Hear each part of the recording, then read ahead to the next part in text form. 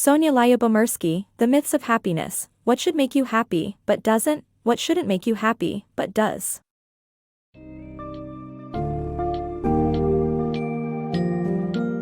In today's fast-paced world, we often attach our happiness to achieving certain milestones. But what if these milestones, such as getting married or landing the perfect job, aren't the keys to happiness we've come to believe they are? The Myths of Happiness dives deep into this notion of chasing an ideal while highlighting that the true recipe for happiness cannot simply be pinned down to achieving certain goals. The book emphasizes the significance of human adaptability, hedonic adaptation, and how embracing the power of happiness even in the face of life's adversities can help us live more fulfilled lives.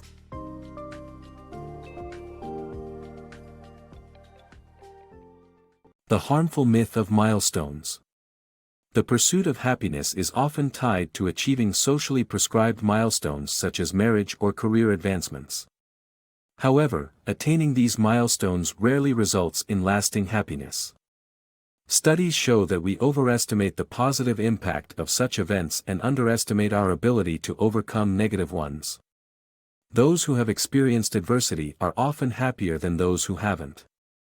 This is because surviving hardship equips us with the skills to overcome it again, and negative events can catalyze beneficial changes in life. Therefore, abandoning the harmful myth that happiness hinges on achieving superficial milestones is crucial in achieving true happiness. Love and happiness. Your wedding day is not the happiest day of your life, and marriage won't bring you consistent happiness.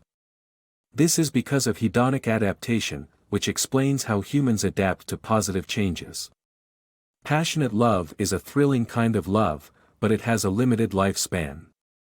After passionate love, companionate love that is rooted in trust and respect for our partner takes over. This practical type of love helps us navigate through challenges that may occur in our relationship. Therefore, if you feel like the thrill of your relationship is gone, don't give up yet. You may be transitioning to a healthy new phase of attachment. Keeping the spark alive. Don't let your relationship fall into routine and monotony. Even when the honeymoon phase is over, there are simple strategies you can use to keep the passion and excitement alive. It's common for long-term relationships to lose the spark that was once there. However, this doesn't mean you have to settle for a comfortable but passionless life. The key is to counteract hedonic adaptation, which causes us to stop noticing the positives in our relationship. To combat this, there are 3 simple strategies to help perceive all the positives with fresh eyes. First, you need to cultivate appreciation for your partner. Resist taking them for granted and focus on the things you love about them. Second, keep things surprising by finding new adventures for both you and your partner. Finally, physical touch is an essential element in romantic relationships. Even the simplest gestures like touching your partner's arm can rejuvenate passion and foster intimacy. In conclusion, a long-term relationship doesn't mean the end of passion and excitement. Simple changes and effort can make all the difference. Rediscovering love and happiness with your partner is within reach if you're willing to put in the work. The happiness in divorce. Many people remain in broken marriages due to the belief that divorce leads to unhappiness. However, divorce, while tough, may not be as debilitating or permanent as imagined. Humans possess a capacity for resilience that allows for coping with trauma and growing from crises. Surveys show that happiness levels among divorcees rise substantially in the long term. Divorcing individuals often overlook the daily uplifts and commitments that fill their days, leading to a more moderate view of the pain of divorce. Toxic marriages can lead to sustained misery, making divorce a viable and potentially happier alternative. The myth of the perfect job. There's no such thing as a perfect job, and chasing after one may not bring happiness. Do you hate your job? Are you constantly daydreaming about leaving work and counting down the hours until you can leave? You may be thinking that a better job will bring you happiness, but the truth is that there is no perfect job. A 5-year study in 2005 tracked the happiness levels of managers who were promoted or transferred to a new city. While their satisfaction surged in the first year, their happiness levels returned to baseline shortly after. This is due to hedonic adaptation, where we quickly become accustomed to the perks of a new job and eventually feel the same level of dissatisfaction as before.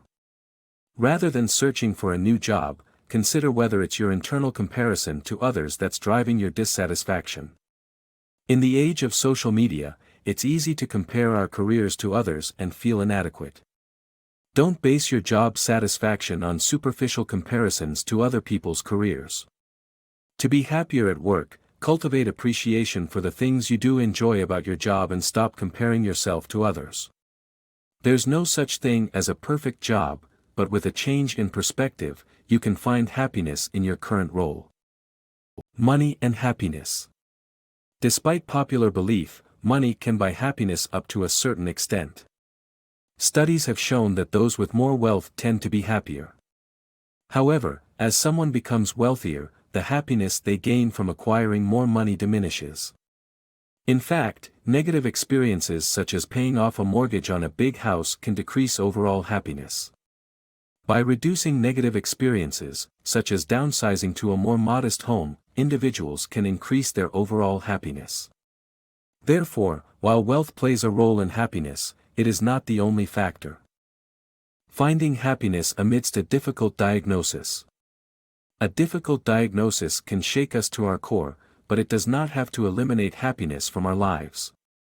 The philosopher William James reminds us that our reality is shaped by what we choose to focus on. By focusing on the positives, we create a more joyful reality. While this mental work is not easy, psychologists have identified the Matthew effect, which suggests that a positive emotional experience generates more positive experiences, leading to an upward spiral. Any happiness we can create for ourselves, no matter how small, can act as a magnet, inviting more happiness into our lives. Meditation is a powerful tool to train our attention and improve our capacity for directing and maintaining our focus. Embracing regret. In life, we often give up on dreams that we once held dear. And when those unfulfilled dreams turn into regrets, we assume that they rob us of our happiness. But that's not always the case. Regrets are compatible with happiness, and acknowledging them can be a crucial step in living a fulfilling life. By exploring our lost possible selves, we can learn from our regrets and use those lessons to shape our lives around the things that truly matter to us. Lucy and Alejandro, two athletes who both narrowly missed their chance at Olympic stardom, illustrate this point. While Lucy turned her regret into a passion for sports and a fulfilling life, Alejandro's refusal to confront his regret soured his present. In the end, facing our regrets can be a powerful teacher, revealing our values and priorities, and helping us avoid repeating past mistakes. Therefore, if you want to live a happy life, embrace your regrets and have an honest reckoning with your past.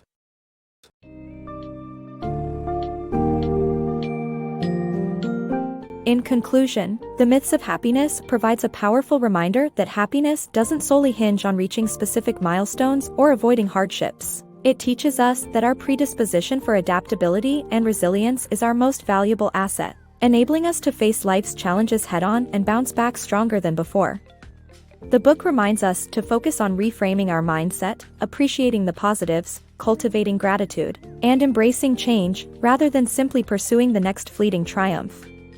By breaking free from the myths that hold us back, we can begin to change our mindset and redefine happiness on our own terms, leading to a more fulfilling and rewarding life.